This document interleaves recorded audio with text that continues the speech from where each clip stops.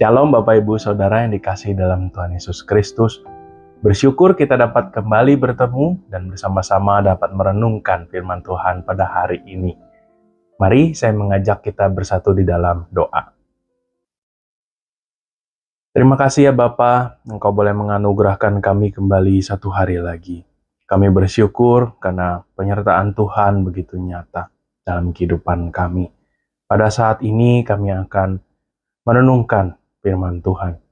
Kiranya Engkau boleh berbicara, urapilah hamba-Mu yang membawakannya, kiranya dia dapat membawakan sesuai dengan isi hati firman Tuhan.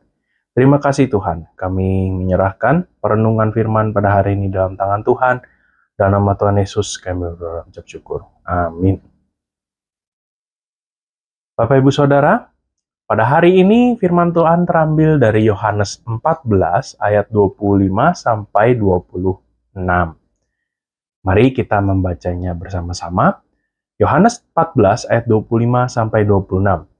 Semuanya itu kukatakan kepadamu selagi aku berada bersama-sama dengan kamu.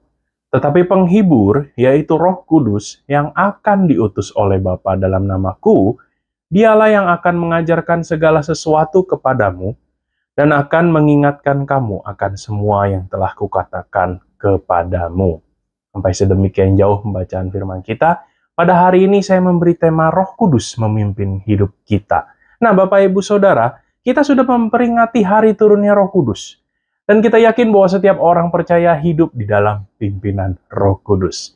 Namun Bapak Ibu Saudara, ketika kita berbicara tentang hidup yang dipimpin oleh Roh Kudus, terkadang orang-orang salah menafsirkan dengan hal-hal yang spektakuler. Tidak sedikit orang yang berpikir bahwa hidup yang dipimpin Roh Kudus haruslah hidup yang luar biasa baik, luar biasa berkelimpahan, mampu melakukan hal-hal luar biasa yang penuh dengan mujizat, bahkan yang di luar logika manusia. Apakah hal-hal tersebut telah sesuai dengan kebenaran Alkitab, Bapak Ibu Saudara?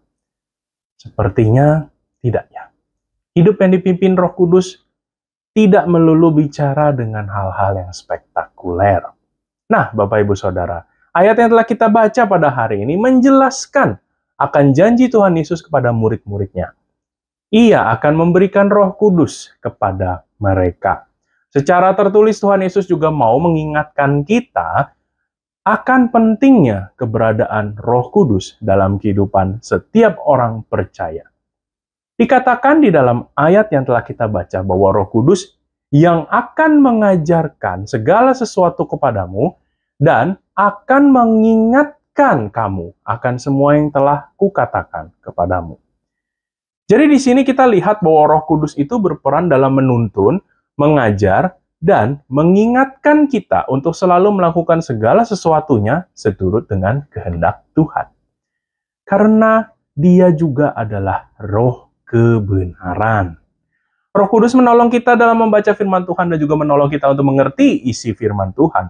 Sehingga tidak ada lagi alasan bagi kita untuk tidak membaca firman Tuhan setiap hari. Bapak Ibu Saudara, selain Roh Kudus menuntun kita untuk mengerti kebenaran firman Tuhan, Roh Kudus juga memberi kita kekuatan dan kemenangan untuk menghadapi tantangan dan pergumulan yang kita alami dalam mempertahankan kebenaran. Karena Roh membantu kita dalam kelemahan kita, sebab kita tidak tahu bagaimana sebenarnya harus berdoa.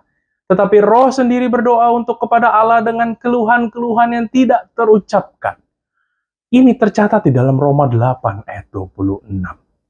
Roh Kudus meyakinkan kita bahwa keberadaannya cukup untuk menuntun kita menjalani hidup ini. Bapak Ibu Saudara, sebagai orang percaya yang hidup di dalam Tuhan, hidup di dalam pimpinan Roh Kudus, kita bisa melihat Roh Kudus bekerja di dalam keseharian kita. Dalam hal-hal yang sederhana, Roh Kudus bekerja menolong kita. Dia memampukan kita berbicara tentang firman, membaca firman, bahkan menghidupi firman di dalam kehidupan sehari-hari.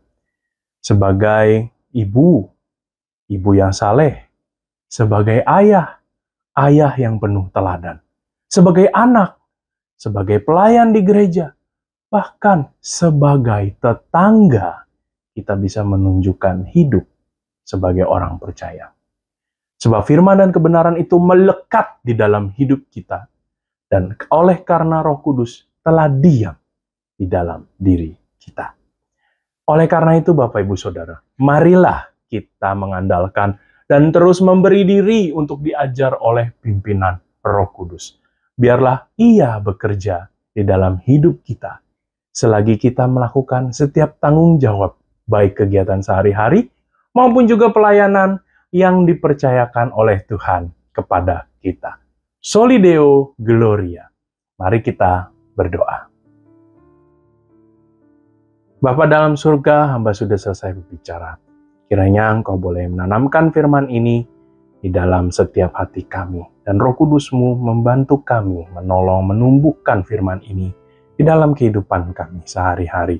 Terima kasih ya Tuhan, kami menyerahkan kehidupan kami di dalam tangan Tuhan. Di dalam nama Tuhan Yesus kami berdoa dan mengucap syukur. Amin.